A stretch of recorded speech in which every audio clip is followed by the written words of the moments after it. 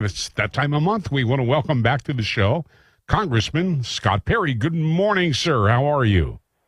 I'm well, RJ. Good morning. A little warm up, a little rain here, but a lot of things happening in Washington, a lot of things happening around the world, as you know. Well, without question. And are we not approaching another one of those situations where we have to have a continuing budget resolution?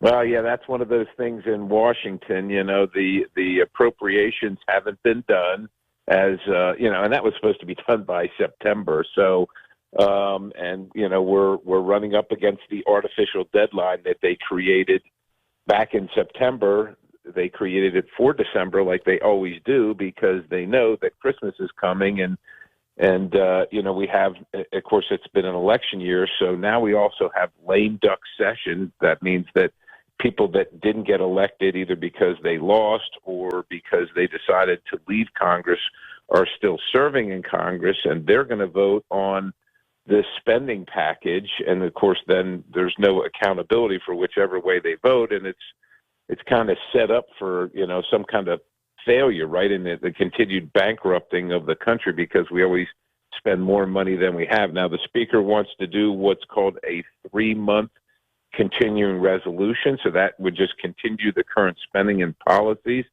for 3 months starting sometime this month, and looks like it would go into March, ostensibly because then we would have a House controlled by Republicans, a Senate controlled by Republicans, and a presidency controlled by Republicans. And the question is will that happen, and what will that policy look like?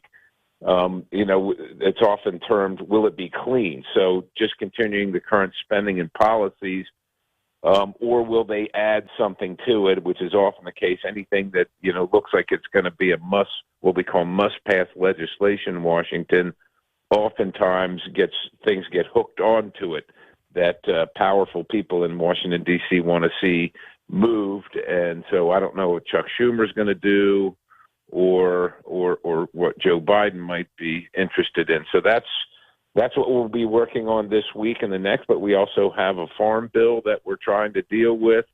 And Chuck Schumer has said that they want, I think, $110 billion in disaster aid.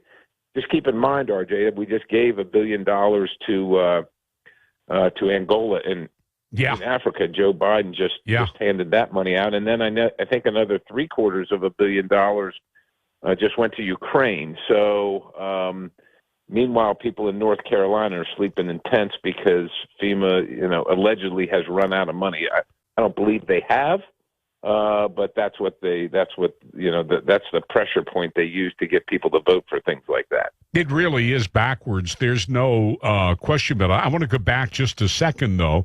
When you said they could do a continuing resolution that would get us with same spending, or maybe this tacked on or that tacked on by the time we get to March, it seems to me the Democrats have no incentive to do a short-term thing because then they're out of the picture once the Republicans, in theory, take over. So could they force something longer, possibly?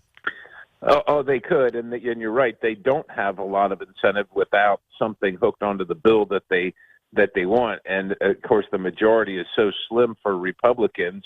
If you get a few that just say I'm not, and look, there are members, rightfully so, that say I'm not going to vote to continue bankrupting the country and have these terrible Nancy Pelosi policies. So that's you, is it not?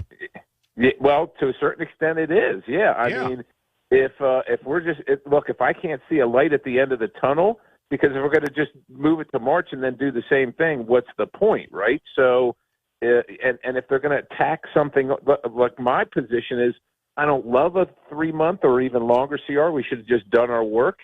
But if we're going to put something on it, let's put something like, for instance, I've said to the Speaker, let's put the SAVE Act on there. Let's try and clean up these elections and make sure only American citizens are voting in elections. But of course, the Democrat, he says, we'll get no Democrat votes for that, and we need every single Republican. And I say, well, I'm certainly happy to come along for that. That seems like, trying to secure our elections for a 3-month funding freeze.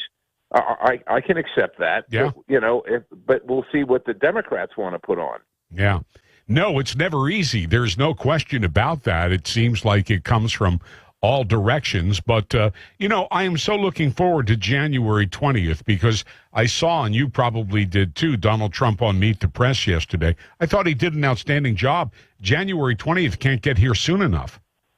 Yeah, that's right. A lot of people feel that way, and they don't even realize that people have forgotten Joe Biden is still the president. I mean, we have international things that are happening that are earth-shaking, and Joe Biden is out there, acting like everything's just fine, and that's why people really can't wait until January 20th when the president is Donald Trump afternoon, and we try and make some changes to this and make things better for everybody. I want to tell you my idea that I think some would think radical, but it would send a statement. I believe when the president-elect finishes his inauguration speech and the inauguration is over, rather than a usual flyby, it ought to be the biggest commercial airliner that we have, loaded with the criminal illegals, escorted by 2 fighter jets, and it would send the thing. This is the first shipment. They're leaving today. Yeah, the fact that the Biden administration is left in, I think we're at least 14,000 convicted murderers just let them into the country, and now they're wandering around. We don't know where they are, what their intentions are in our communities. That's got to be the place that we start. These people that these hardened gang members from these other countries and abject criminals, that's got to be the first place to start, and they got to start leaving. Like you said, RJ, it'd be great if that could happen on day one.